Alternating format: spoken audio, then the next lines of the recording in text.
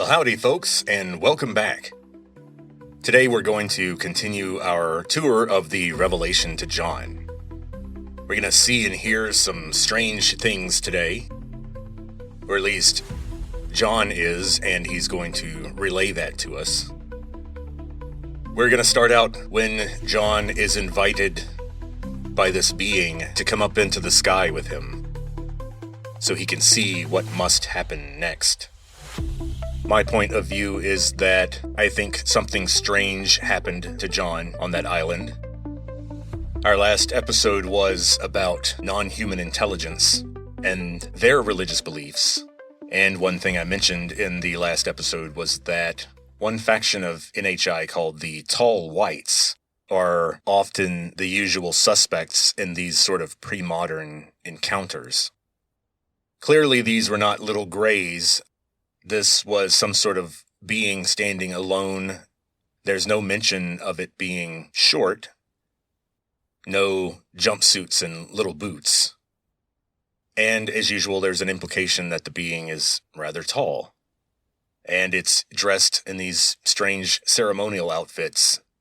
The white, gold, or metallic robes and sashes. This is the kind of weird outfit that the Tall Whites are seen in quite a bit. Also note that NHI encounters do usually occur when someone is alone or in a remote location. And when these tall, white-skinned and white-haired beings appear, they are usually bringing distressing news about the future. And they will often take the person up into the sky to another place. In fact, Jacques Vallée has called this mystical place of consciousness Magonia. Magonia. One of his most famous UFO books is called Passport to Magonia. And it's about these legends of encounters with beings that seem to have these odd commonalities in their appearance, and they always seem to be showing up trying to warn people about bad things that are about to happen. And so, what do we have here? We have a being dressed strangely that creates artifacts of conscious experience. For example, the fiery eyes, the sword coming out of the mouth, the stars in their hand. This is common in these sorts of encounters.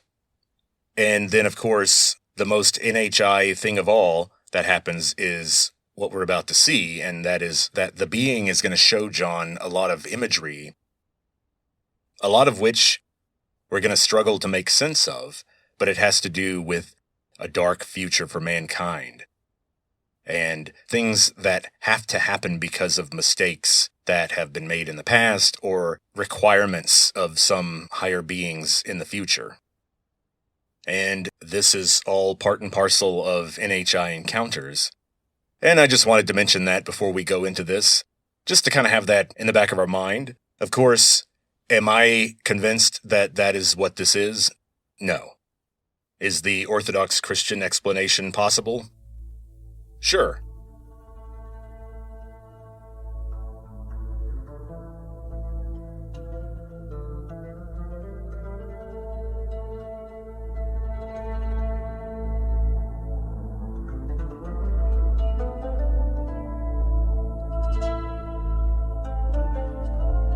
And so, to get us back up to speed, we have John, a Christian who was living in Ephesus in the late 1st century AD. And I believe that due to a dedication of a new shrine to the generous spirit of the Flavian dynasty, to honor the lovely new family that took over after Nero, John, being a devout and active Christian and a leader in the church, I believe, spoke out against this abomination and then was forced to flee, probably as the result of being named in a proscription. He had a definite price on his head. And it appears that there was no shame in fleeing Roman authorities if you felt that you could continue your work as a Christian. Now, if John were to be dragged in front of a Roman magistrate, sitting on their little backless chair, and he was asked if he were a Christian, then of course John would say yes, no matter what they threatened him with. But as far as just not being around when the Romans were wanting to throw him in chains, I don't think he saw any shame in leaving the city. Especially as we can see, he was preparing writings for the church anyway. Had he not had his vision, he certainly had his church politics that he was concerned about while he was praying on the island. And so, let's go back to that cove on that remote island where John was walking in prayer alone. He hears a voice that sounds like, quote, many waters.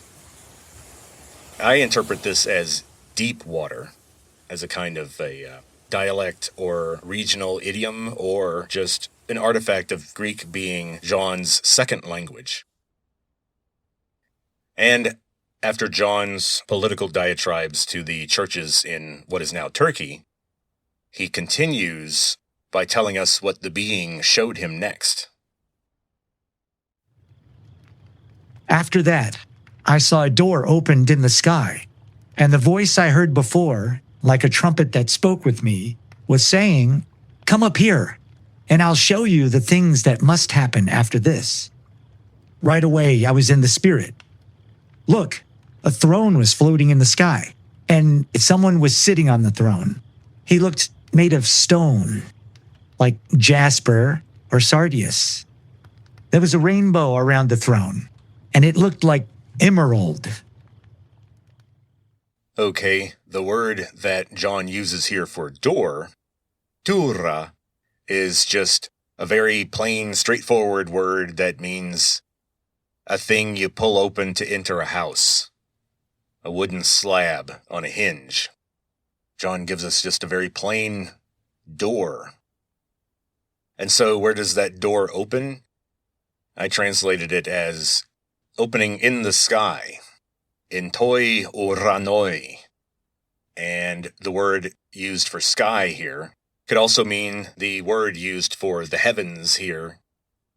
The word that's used here that I'm translating as sky is Uranos. It's where we get the unfortunate planet name Uranus or Uranus. That was the Latin pronunciation of the Greek word for this god. And Uranos was a strange primordial god who predated Zeus and did not have much of a cult following.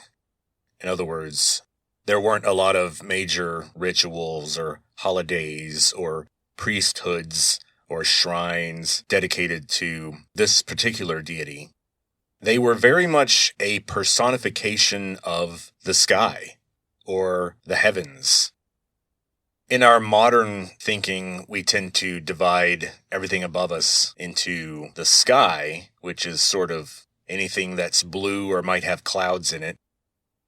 And then there's space, which is when things get dark and become a vacuum. And then there's outer space or deep space, way out there, light years away from Earth. In antiquity, people lived in a much smaller universe.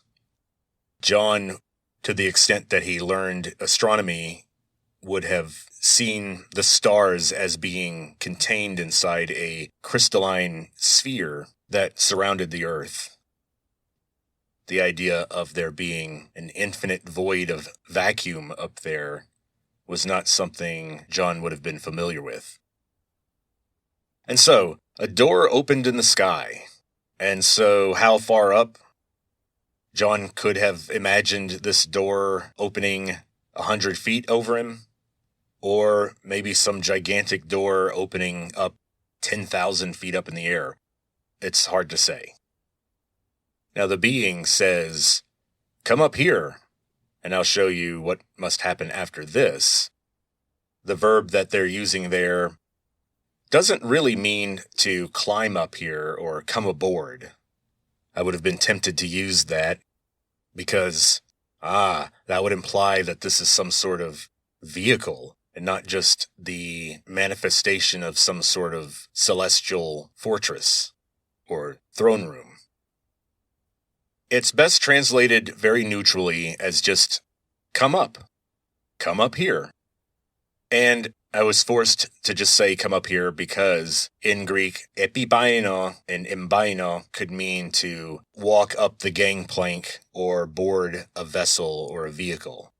So, since Greek is specific about that sort of thing, I made sure that we just said, come up here.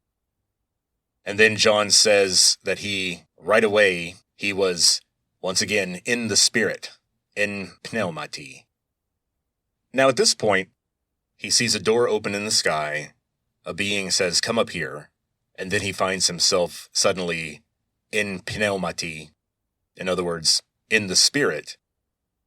He's already used that word, and it's starting to sound like it's an experience that he's having in his conscious mind, or that he has left his body, in other words. He feels that he has become consciousness and is now free to wander up into the sky with this being to see what needs to be seen. That's one way of interpreting it. There aren't a lot of other options.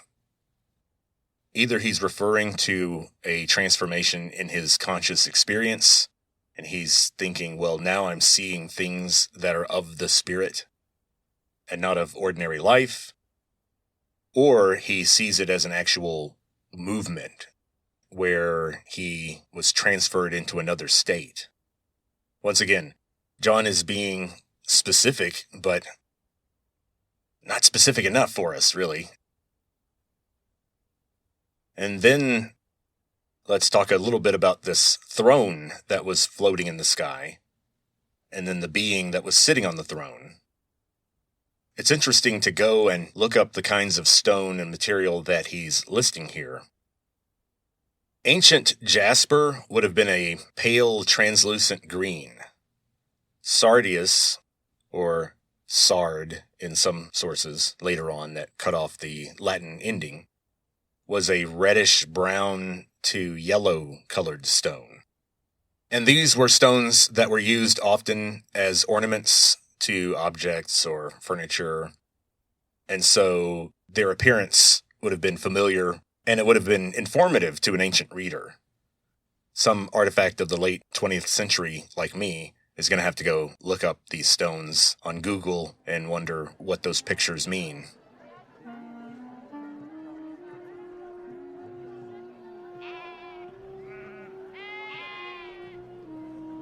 Some scholars have noted that the high priest of Jerusalem wore an elaborate breastplate when they were doing sacrifices in the temple, and that these materials are used in some of those breastplate ornaments. And so we're seeing an image of something familiar, but also tremendously formal and important. So let's see what John sees next. The throne was surrounded by 24 other thrones, and on each of these thrones, 24 elders were seated, clothed in white, with crowns of gold on their heads. Thunder and lightning and voices came from the throne, and in front of the throne, 7 lamps were burning, and these were the 7 spirits of God. Also, in front of the throne, there was something like crystal, like a sea of glass. And in the middle of the throne and around the throne were 4 creatures, full of eyes, both in the front and in the back.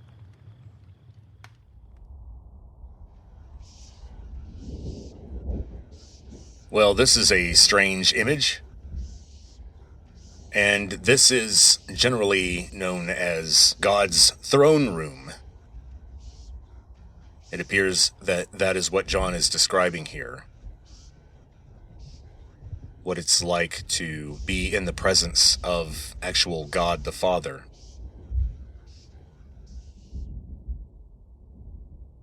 Now, if you're noticing that the tone and pace and structure of the text appears a little frantic or disjointed, maybe even a little stream of consciousness in style, then good. That means my translation is accurate because the Greek feels like that. When you're trying to make something fit the template of an NHI encounter, it's tempting to make use of any mention of eyes, or excessive eyes, or large eyes, or black eyes, that sort of thing. However, I think there are some other explanations for the phrase full of eyes. Creatures full of eyes. It's interesting. Zdoa gemonta ophthalmon. It literally means as if stuffed full of eyes. It's the idea that it contains eyes. Now, that's strange. It says both in the front and in the back. Here's where we will probably have to look back at John's ample experience with the Old Testament and imagery from the prophetic books of the Old Testament, like Daniel or Ezekiel. And when they are describing the mechanics of heaven, when they are describing what it's like to be in the presence of God and what angels are really like, then we see a lot of imagery about eyes. Dozens of eyes in every place. This may relate to the Jungian meaning of eyes, and the idea is that angels are beings that are supposed to be the eyes and ears of God. They're the messengers. They do God's bidding. And so they are very aware. There's nothing they don't see. And I think the psychological goal of the imagery here is to underline the fact that God sees all, and that the angels are not beings that can be tricked. It's interesting to think about imagery relating to the other end of the spectrum. What about a being with only one eye, and an eye that couldn't move from its one particular fixed point on Earth? J.R.R. Tolkien was actually a rather devout Catholic. His religious beliefs informed his writing in a very different way from his good friend C.S. Lewis, who was a Protestant Christian. But there is still a lot of Catholic imagery and themes in the Lord of the Rings trilogy. Tolkien is very careful to point out that Sauron saw the world from the top of that single tower, from one single eye, lidless, wreathed in flames.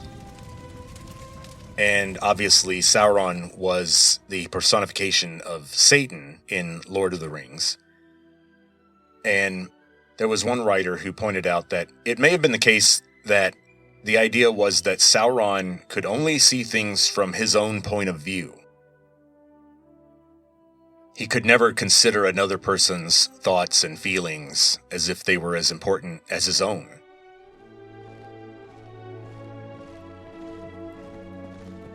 He had one point of view from the top of his gigantic tower in the middle of his kingdom,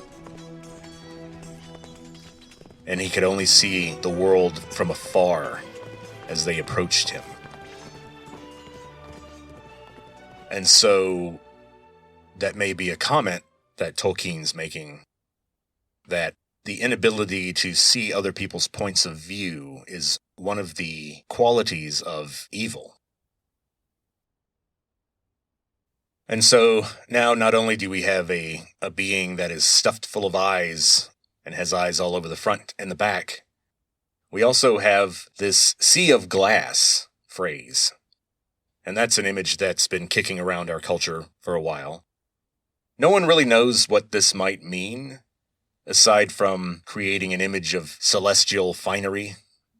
It clearly refers to something large, crystalline, flat, smooth, or relatively featureless. And that could be a lot of things. But all of those things are strange to be appearing in this time period. I wonder if he's just using this highly elegant imagery to describe what he would imagine the floor of God's throne room to look like. Of course, it would be incredibly smooth and crystalline and something that looked heavenly, godlike, ethereal. This would be an amazing image for him because actual flat, smooth glass was not available yet. There were no panels of transparent glass in the 1st century AD. There was a lot of glass, but it was used for glazing. So there were tons of pretty shiny glazed dolls or pendants, floor tiles, that kind of thing. But flat, smooth, featureless, the technology did not exist at the time. And then we also see the 24 elders. This is an interesting idea. The idea that there are these 24 beings who don't appear to be angels, and they're in God's throne room. Are they advising God? That's a strange idea. It seems like they are really more attendants, because as we'll see, there's a worship liturgy that they follow the whole time they're in the throne room. And there's more than just elders and angels in this chamber. Let's see what else is in there. The first creature was like a lion. The second one was like a calf. The third creature had a human face. And the fourth was like an eagle in flight. Each of them had 6 wings, and they were full of eyes around them and inside them. And day and night, they never stopped saying, "Holy, holy, holy is the Lord God, the all-powerful, who was, who is, and who is to come." So this is strange. These 4 creatures are strange because they look like they could be Old Testament angels. Meaning, once again, the wings, the large number of eyes, and their appearance being combinations of human and animal forms definitely comes from Daniel and Ezekiel. But then, John is very careful to make sure, repeatedly, to point out that they are living creatures. The Greek word that we get the word zoo or zoology from. So he's making it clear that they are not spiritual beings like the Archangel Michael or Satan. They actually have bodies.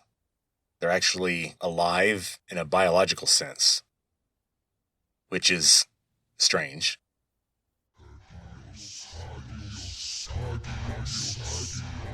These things are doing what angels tend to do. John is saying that they constantly chant, "Holy, holy, holy is the Lord God, the all-powerful, who was, and who is to come."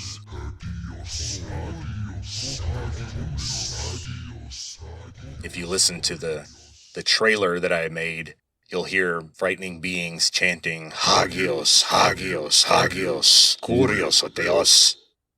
That's the chant. Holy, holy, holy is the Lord God. Kind of a scary image. These beings chanting like this, looking like this, would freak me out. Although, I think at this point, John is already fully in freak-out mode, and is probably just trying to remember what he's seeing. I also want to point out that in John's context, these beings chanting this dedication to God like this, it would have had a cathartic or liberating feeling for a Christian at the time that it's hard for us to understand now. Remember, like I said earlier, this is a very socially oppressive society. Things are supposed to be done in the open. It very much matters who your friends are, who you associate with. People notice when you don't show up to certain festivals or ceremonies. And Christians have to meet in secret very often, performing the Eucharist and taking communion on a Sunday morning could get people killed. And so, imagining this gigantic chamber where you have these terrifying beings saying over and over again, "Holy, holy, holy is the Lord God, the all-powerful, who was, who is, and who is to come," is a very bold, defiant thing to say very loudly. And so, just bear that in mind. John is seeing a place where his religion that he is forced to practice in secret is being chanted and painted all over the sky in this gigantic heavenly room. And when the creatures give glory, honor, and thanks to the one seated on the throne, the one who lives forever and ever, the 24 elders fall down before the one seated on the throne.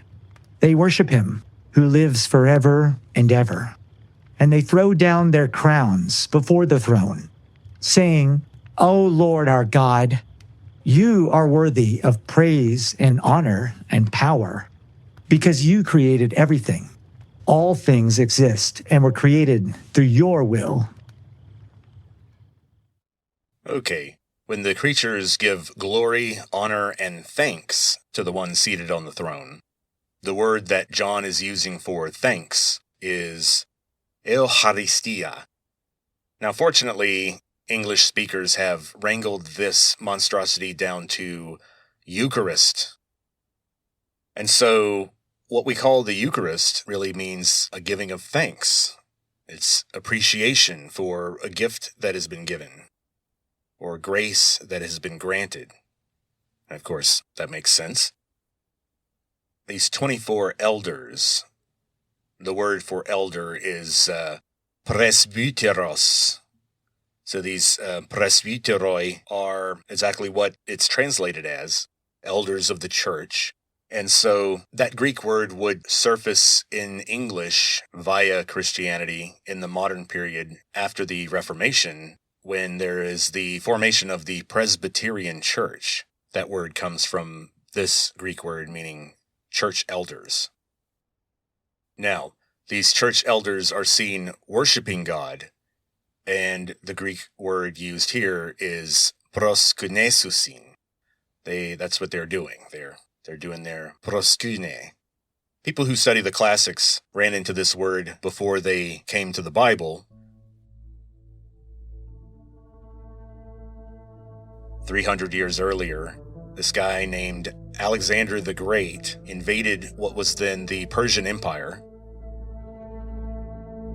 And as we know, Alexander came from Macedonian culture, which is a kind of odd fusion between Greek culture and the culture of the blue-eyed mutants that lived farther north in the Balkans. And the Macedonians had a leadership style that we would think more of as Germanic, meaning that they didn't bow to their kings, they didn't worship their leaders. They simply saw them as the guy who had the best breeding and was the most competent at the time to lead us. Macedonian kings had to be acclaimed by the army.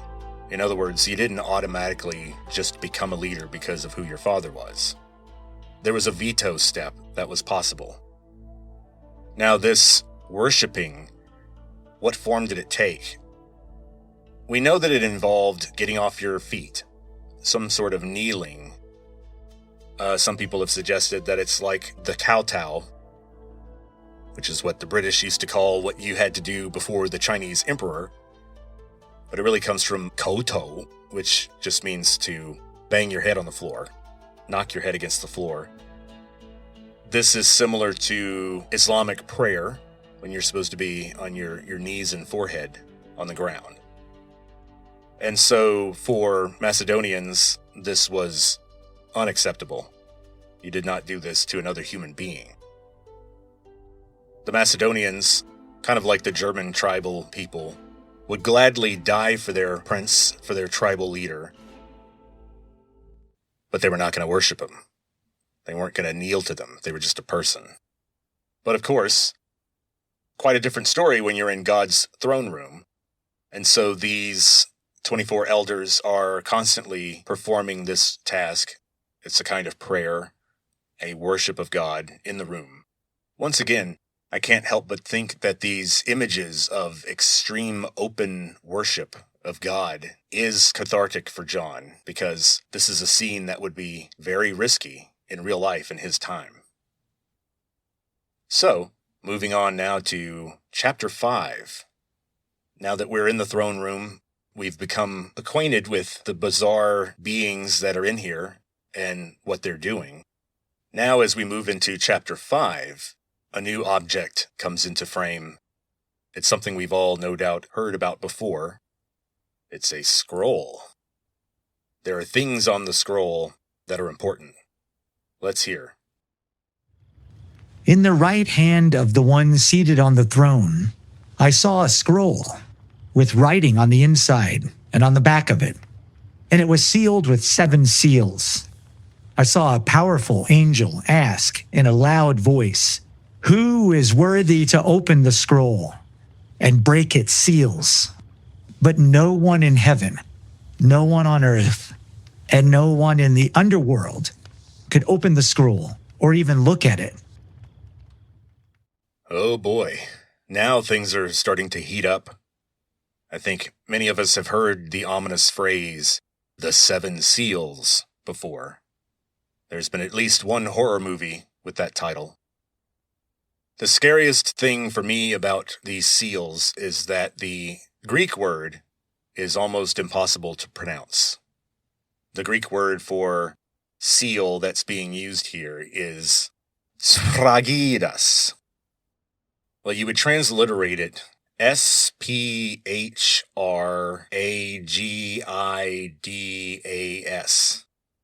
Sphragidas. Now, what is a sfragida? Well, if you've seen the movie Dune, then you had a great illustration. The seal is the wax that holds the scroll closed. And you roll up the scroll, you melt a bit of wax, drop it on there, and then you hold a signet ring or some other sort of stamper against the wax while it cools. And so then you have a special seal on the scroll.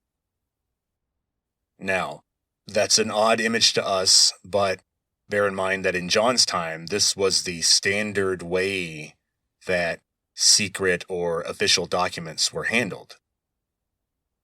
And so a scroll that has multiple signet seals on it, multiple blobs of wax with different insignia on them, would be an image that has very special power in John's mind in 95 AD. Remember that John is part of a group of people who are being ruled by the first total bureaucrats. The Romans loved their letters and documents and papers. So, to be a bit crude and silly and update this image to our time, we have to imagine someone bringing out some sort of keypad or tablet, and there's a dialogue box open that's asking for some sort of super secret special password that only one being would know in order to find out the deepest secrets that have ever been compiled. That's what we're looking at here. It's an image that's designed to convey secrecy and power and exclusive authority over the future in particular.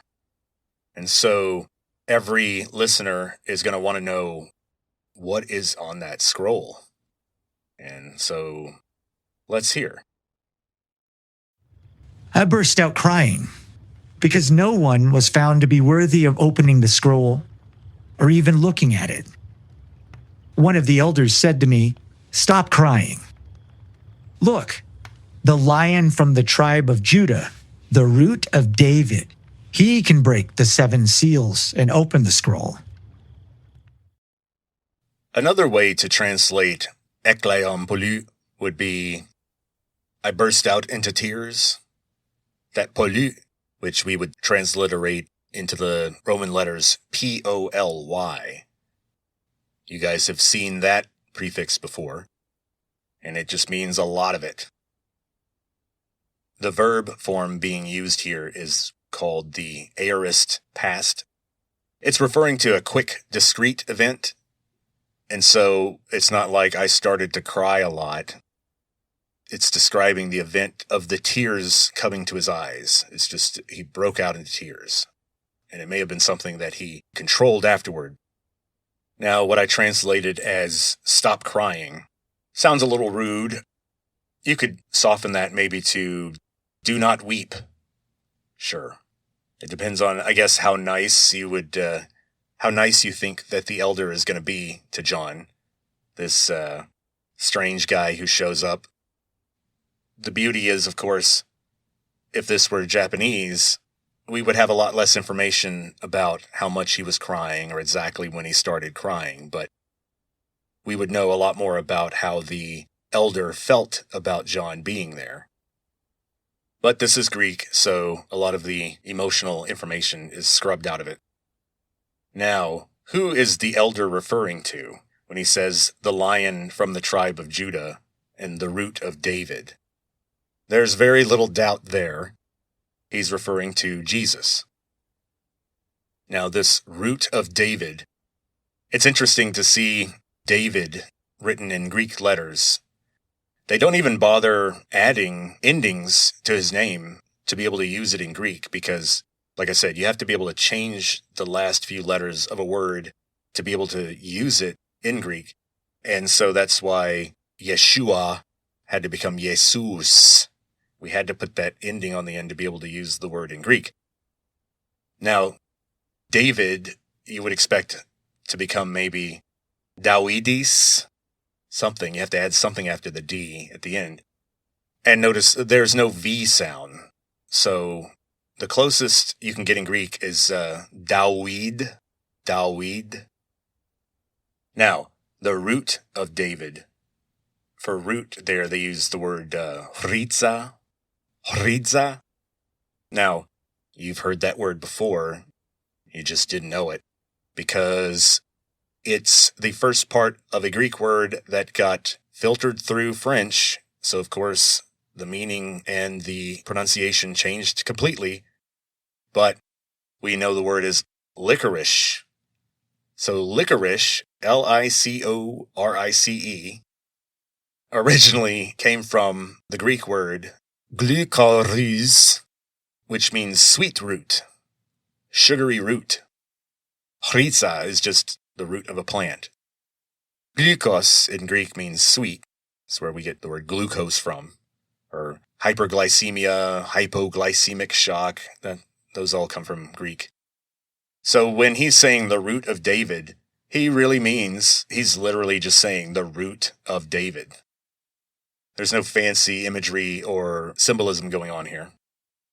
Notice this being worthy of breaking the seals is an implication of extreme authority.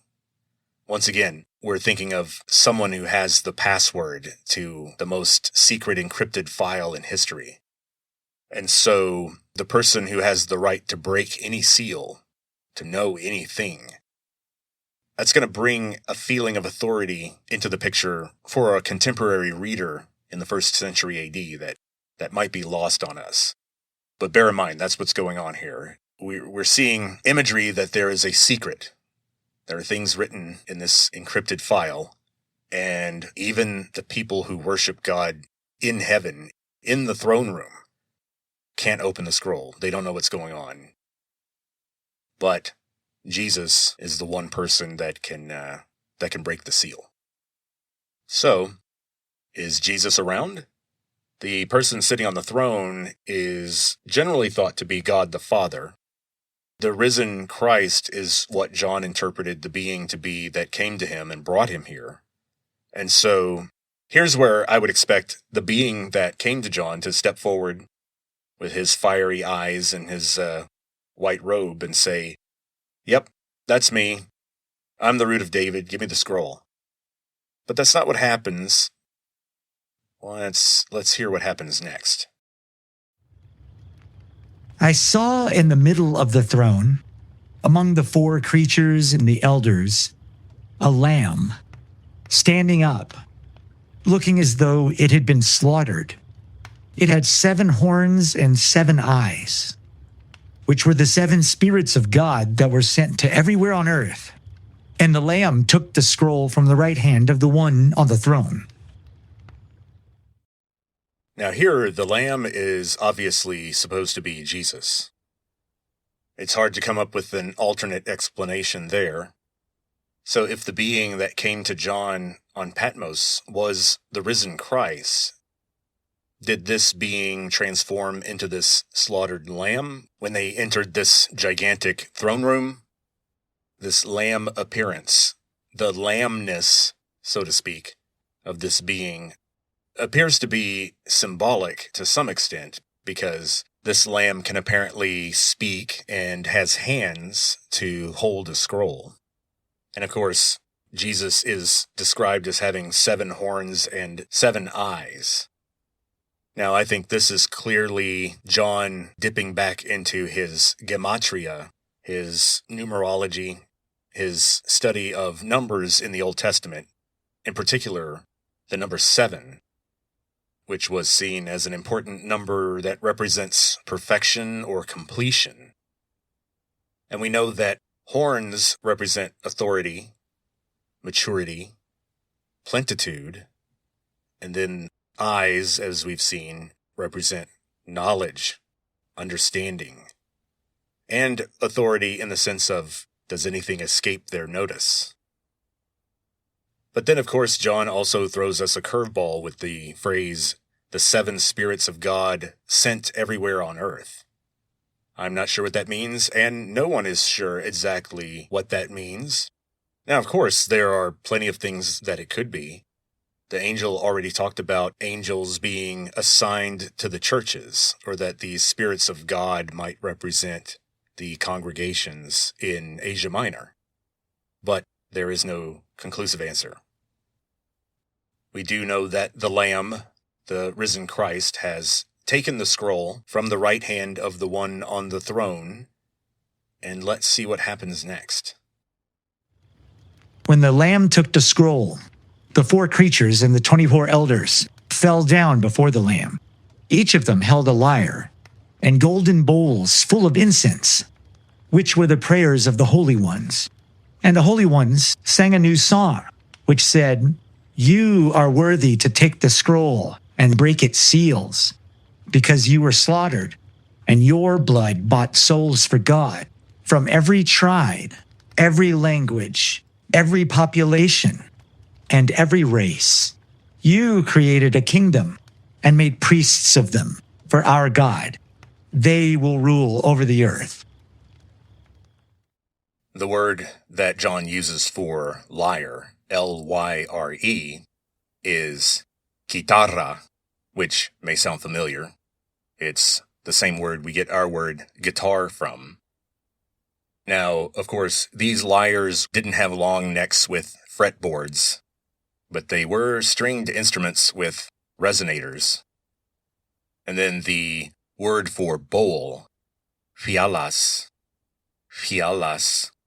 is the same Greek word that we get our English word vial from. So I think we're talking about little bowls, small golden bowls, full of incense, and the word for full, gemusas, comes from exactly the same verb used to describe the angel who was full of eyes. Now, John says that these lyres and golden bowls represent the prayers of the holy ones, ton hagion. Now, a lot of translations will go with the word saints. These were the prayers of the saints. And that makes sense. Saint is a French perversion of the pronunciation of the Latin sanctus. Sanctus, over the course of the Middle Ages, became saint, or saint, if it precedes a vowel. But in Western Europe, this word caused a problem because of the Reformation. In the Catholic Church, saints had taken a particular role and had a special place in Catholic theology, and the Protestant versions of Christianity rejected the idea of the intercession of the saints. And so Protestants did not pray to saints for intercession. They prayed directly to Jesus to intervene for them with God the Father. Since this is pre-Catholic Church, pre-Reformation, I think it's best to go with the very neutral word, the holy ones, the people who were regarded as holy. And if you want to replace that with saint in your mind, then that's perfectly okay, I think. Now, this part about the Lamb's blood buying souls, I think that is a direct reference to the idea in Christian theology that Jesus was seen as a perfect sacrifice, that through his death and suffering, a window of grace was opened that allowed for some human souls to be saved from destruction. And so the sacrifice of Jesus was seen as a kind of price that was paid to redeem as much of mankind as possible.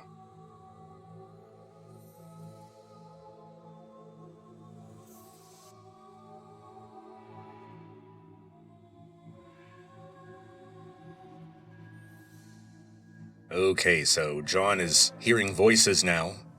What's he hearing the voice of? What's going on in here?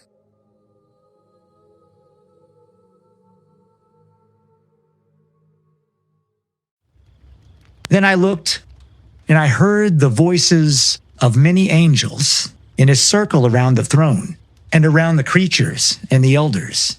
The number of them was 100 million, plus another million. They were shouting, "The Lamb who was slaughtered is worthy to take power and wealth and wisdom and strength and honor and glory and praise." And I heard every creation in the heavens and on the earth and under the earth and on the sea and everything among them saying, "Praise and honor and glory and authority to him who sits on the throne and to the Lamb forever." The four creatures said, "Amen," and the elders fell down to worship.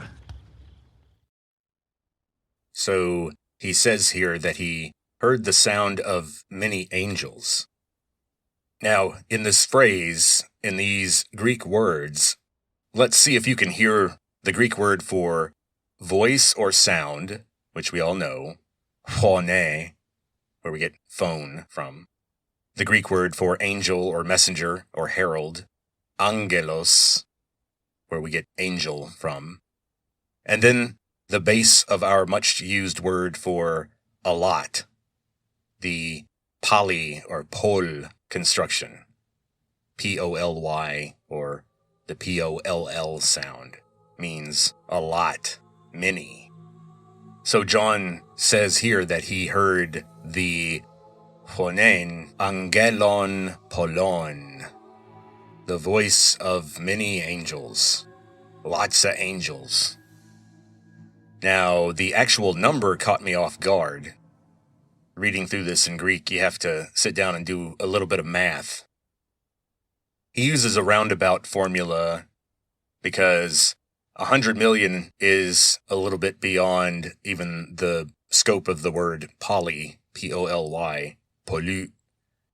And so John turns to a big ancient Greek number word that we all know, myriad, muriados, which means 10,000. So if you say, oh, we had a myriad of this or a myriad this, technically you meant 10,000. And so the phrase that John uses is muriades muriadon, a myriad of myriads. In other words, 10,000 times 10,000. And my liberal arts math led me to conclude that this is roughly 100 million. And then he says, kai means and, kai chiliades chiliadon. Now, chiliades is 1,000. So here we have another formula, 1,000 thousands, which we all know and love that word, million. So he's saying 100 million plus another million. So this is clearly a big room. And this is where we're going to end, unfortunately, for Volume 3. We're going to pick up again in Volume 4. I promise that the next passage you hear will be, spoiler alert, the Lamb breaking one of these seals on this scroll. And something's going to happen. Who knows? Maybe a peculiar set of horses with unusual riders will emerge to do something bizarre or terrible. So as we get more into this, I think you are starting to see the psychological detail of what John is describing. A bleak, disjointed, and occasionally frustratingly uninformative vision of the future. But we're getting there. The abyss is coming. A celestial object called wormwood, or bitterness, is coming. We're going to deal with the number 666, and the beast, and a lot of grim predictions. So don't worry, we'll talk about that next time. Or maybe I should say yes, worry, because this all must occur very soon, after all. Until next time.